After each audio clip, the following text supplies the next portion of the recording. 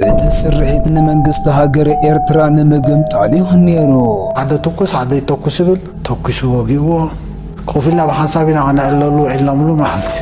مدافع صعنا درعت التانكتات دعري ناس انتها اندبت سرقيا قديدن اب كتما اسمرا كاتوا ازناي فلما ترئيو لمخانو سرت نايز اسنباد مفنقل منغستخه انتايو سلام الزخبركم تخاتلتي مدبات هدمونا تي في اكسترا كما يصنحو نلوم منبار هاجر ايرترا كابز سترتم بودابيوم ازيوم اسنبتي زحكاتا غديات زحقفو اب هاجر ايرترا كابز تفصمو بدهتنا علواس غمتታት زخونه ازيو اسنباد زعبا يحزلكم مصي زلهم شير لايك سبسكرايب بمقبر كم وترو كساف فصام مدبنا مسانا حبيركم كصنحو بخبري نعدم اتفصامي دغاغيمكا انكتسمعم ابا هاجر ايرترا كوم عينت فصامي تخسيتو انكبلوخام لفصمتا بامروخا بقدامنت نختحتم قجل اتبلكا حتو انت داحلم تبعدي ويس اشنت اتبل اواطاري تحتو يا مخنياتو كفل صتا هاجر ايرترا حدا كابتم ايرترا اتوننم درجه موسادن ساين زدارغ ناي لسوس عامتات ادم زلوم ويحسرا ورزونن ازيو حادغኛ تكاليو حسيستا درعات تانكتات سميعم كعزبو قدام زواتهم يعنتم مانسانا نبرتي كتما اسمران كبابيان عديم تقصرم زبل كستاتيو اتو قدايقن انتايو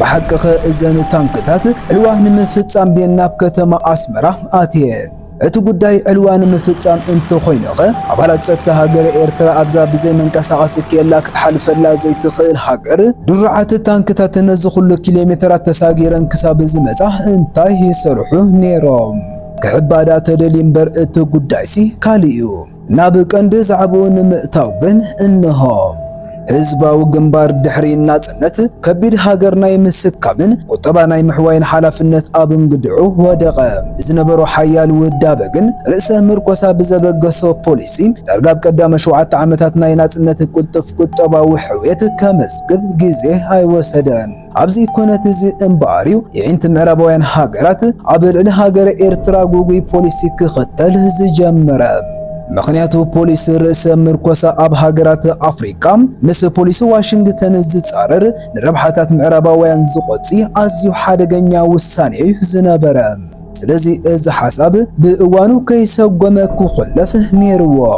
ابزي كل عال زخل حتو ግን ስለምንታይ ሃገረ ኤርትራ ጥራይ በተደጋጋሚ አብጠመተን ጎበጣን ምዕራባውያን ተወድቕ ዝብል አዋጣሪ ሕቶ እዩ اتملس ግን ቀሊል እዩ እዛ መዋላ በገዛእቲ ሓይልታት እናሻሕ ትንፋሳ ዝወፀትን እሽተይ ሃገር ቀንዲ ጸላእያም ተፈጥራዊ ስትራቴጂካዊ አቀማምጣን ባህርያዊ ጸጋታታን ብፍላይ ድማ እቲ ናይ ዘይተንበርካኽነት ዘይጻዕድ ሓድነታዊ ባህሪ ዜጋታታን እዩ ዝነበረ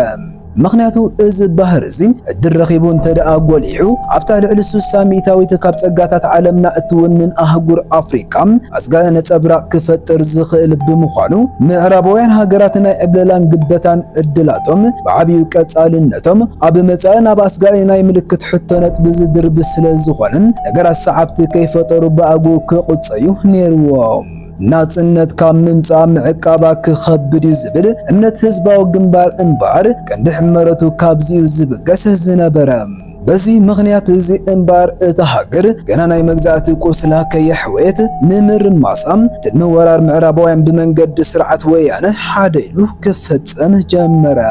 زناي علوا منغست مسرح بدك هاجر انبار كابزيو زفلم هجدف ابت غزيتي كغواح زي تدلم اب غزيو كبيد ناي مغم مع منفس تراي لؤواني زنبره قال وغنات اتودب نغرات بهدات نفتحيهم سلطان بحدش ولد نركبن كالنا بزبل نطبታት كسمرو انكلو ابزي اوانم بستلعلو اسكفت طلبات مساعد الهاجر ايرترا كقمر غزي زي وسدلو اب اوانو اب بومبر اتودب زنبره علوم بريزيدنت هاجر ايرترا تغالالاي اسياس افوركي اب قدميم بيد ناي كوينات دبنا انتطي كم زلو بمحبر تستر على اسكاف ناي مغم معنت بي واناتاتو معرباويانن اكلات ويانن مخانن بوشط بمدمدم حساباتهم نصيغو اخيبات ودب رغيصو وص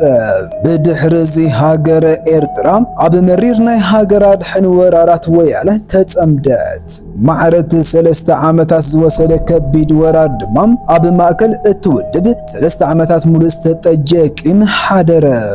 በዚህ መሰረት እዚ ድማ ድሕር ምዝዛም ወራሩ ወያነም ወርሕ መስከረም ናይ 2001 ጉጅለ ፕሬዝደንት ኢሳያስ አፈወርቂ ኣብ ልዕሊ ጉጅለ G15 ሃንደበታዊ ናይ ማእሰርቲ ስጉምቲ ወሰዱ ኣብቲ እዋን እቲ ድማ ብዘይካቶም 4 ብዝተፈላለየ ምኽንያት ካብ ማእሰርቲ ዘምለጡ ኣባላት G15 ካልኦት 11 ላዕለወ ሰብ ስልጣን እትውድብ ሙሉእ ብምሉእ ኣብ ትሕቲ ቁፅፅር ኣካላት ጸጥታ እቲ ሃገር ወዓሉ ድሕሪ ምእሳር ጉጅለ G15 እምበኣሪው ኣብ ውሽጢ መሪሕነት ህግደፍ ብዙሕ ሰብ ዘየቕለበሉ ብውሕዱ ኣስታት 15 ዓመታት ዝኣክል ናይ ግዜ ቀመር ዝወሰደ ህዝባዊ ግንባር ከም ውድብ ኣብ ሓደ መትከል ሰሚሩ ንኽምክት ብምስጢር ኣብ ንጡፍ ውሽጣዊ ሕዝቡ ኣባላቱ ዝተጸምደ በዚህ ምኽንያት እዚ እምባር ነፃ ፕረስ ከንስን ብግዳማዊ ሴርሶ ክዝወራ ጸኒሕን ዝበልዎ ናይ ብሕቲ ጋዜጣታት ቀዳማይ ናይ ሕዝቦ ስጉምቲ ብዕን ተጀመረ ብድሕሪ ዝግን ኣብ ውሽጢ እቲ መሪሕነት ሓደ ዓብ ሽግር ተፈጥረ ዳርጋ መብዛሕትኡ ኣብ ዝተፈላለዩ ጽፍሕታት እትውድብ ዝነበረ ኣባል ህግደፍ ናይ ልቢ ኣብ ልቢ ብምዃኑ ኣቀኛ እምነቱ ኣበይ ናይ መትከል ወጊኑ ምንባሩን ኣብ ቀጻሊ ብምልኣት ልቢ ናይ ጉጅለን ኣተሓሳስባን ወኪሉ ክንቀሳቀስ ኣዝዩ ኣተሓሳሳቢ ነጥቢ ኮነ ክፍሊ ጸጥታ ሃገረ ኤርትራ እምባር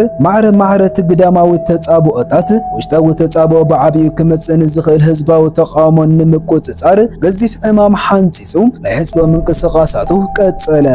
ሓደ ድሕሪ ሓደ ናይ መትከል ፍልሊን ዘለዎም ኣባላት እንዳቀረመ ድማ ብመጠኑ ከም ውድብ ናይ ምፍራስ ስግኣቱ ኣውሓሰብ ድሕርዚ ሒዝዎ ዝመጸም ፖሊስ ህዝባዊ ግንባርን ናይ ርእሰ ምርኮሳ ውጥንን ንምትግባር ብዙሕ ናይ እገዳታት ብድሆታት ቃልሲ መሪሕነት ሃገር ሓደይሉ ፈለሞም ኣብ ከምዚ ኩነታት እምባር ድሕሪ ሓደ ናይ ዕቁድ ዓመታት ኣንደበት ሰራዊት ጻዕና ድሩዓት ታንክታት ብመስመር ኣስመራ ደቀ መሓረ ኣቢልን ወዳይፍ ሰንቲቕን ብማእከል ጎደና ናቕፋ ሃውዝ ኣቢልን ማእከል ፈርቶ ደየባ ኣብዚ ዝተፈጸመ ስርሒት ግን ክንደይ ካባና ኢና ነቲ ኹዱን ሓቂ ንፈልጦ ባርከስሎም መዓንቲ ንዓመታት ተኸዲኑ ጸንሐ ምስጢር ሓቢርና ክንድህስሶ ክንፍትን ኢና እቲ ብስርሒት ፈርቶ ወድዓሊ እንዝክሮም ኣብ ግዚኡ ንብዙሓት ዘሰንበደ ፍጻመ ዘይከምቲ ዝተቓልሕን ብንጻሩ ብዕላማ ዝተበገሰ ኣካል መዛዘመትን 10 ዓመታት ክቕጽል ዝጸንሐ ስርሒት ውሽጣዊ ሕዝቢ ኣባላት ህግደፊሁ ዝነበረ ንግዚኡ ስሞም ክጥቀሱ ዘይተደልዩ ላዕለዎት ኣባላት እቲ ስርዓት ኣብ መጨረሻ ናይ 2012 ኩሉ ክነታት ብምስትባህል ሓደ ኣጀንዳ ኣበገሱ እቲ ኣጀንዳ ከም ተቆርቆርቲ ለውጥን ደለይቲ ፍትሕን ጉጅለ 15 ሰዓብቶምን ተመሲልካም ለውጥን ዝናፍቁ ተወላወልቲ ኣባላት ብመርትዖ ንምቅላዕ ዝነበረ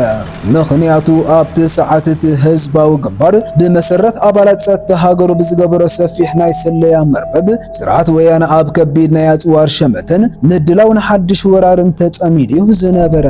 በዚ ምኽንያት እዚ ድማ ልክዕ ከም ናይ ሳልሳይ ወራር ህግደፍ ወይ ፖሊሲ ክቕይር ወይ ድማ ክቕየር ብዝብል እማምን ንዝግበር ዝነበረ ምሽብሻብ ኩናት ስርዓት ወያነ ምኽንያት ብምግባር ማሕዳር ዞባ ደቡብ ኣቶ ሙስጠፋ ነር ሕሴን ዝርከቦም ካልኦት ብርክት ዝበሉ ሓለፍቲ ጨናፍርን ዝስተ ሰራዊትን ድሮ ተዓሲቦም ብምንባሮም እቲ ኩናት ብውሽጢ ክጅመር ተወጢኑ ዝነበረ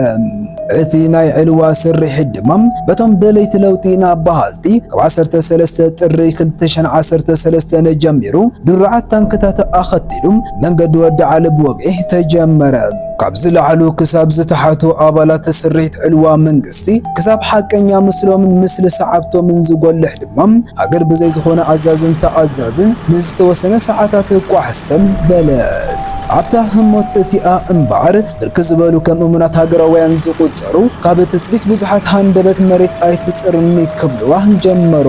ኣባላት ክፍሊ ጸጥታ ድማ ናይ መቐረሚ መዝገቦም ይኸፍቶም ነገራቱ ጸኒሑ ዝተሰወጦም ኣዘዝቲ ናይቲ ስርሒት ግን ድሕሪ ምፍሻል እቲ ውጥን ነብሲ ኣውፅን ንኻድሚ ነዊሕ ከይሰጎሙ ኣብ ትሕቲ ቁፅፅር ክፍሊ ጸጥታ ሃገረ ኤርትራ ወደቑ ድሕሪ ዕልዋ ስልጣን ንምጭባጥ ብድሕሪ መጋረጃ ነቲ ስርሒት ክደፍኡ ዝጸንሑ ኣካላት ድማ ከካብ ዝጸንሕዎ መዝነት ተለቕሙ ኣብ መስርሕ ሕፅቦ ዝተጋማምዐ ውሽጣዊ ፖሊሲ ሕፅቦ ላዕለዎትን ታሕተዎትን ሕፅቦ ተራን ዘይተራን ውልቀ ሰባት ከም ህዝቢ ባቢሎን ባዕሎም ንባዕሎም ተባላሊዖም እዚ ሎሚ ልዕሊ 3 ዕቁድ ከይዲ ዘሎ ብፕረዚደንት ኢሳያስ ዝምራሕ ውድብ እቲ ሃገር ሓንሳብን ሓዋርን ካብ ውሽጡ ጸረይሉ ንሎም ዝተቐረበ ትንተናዊ ትሕዝቶ ነዚ ይመስል ኣብ ቀጻሊ ብኻልእ መደብ ክሳብ ንራኸብ ሰሰናዮ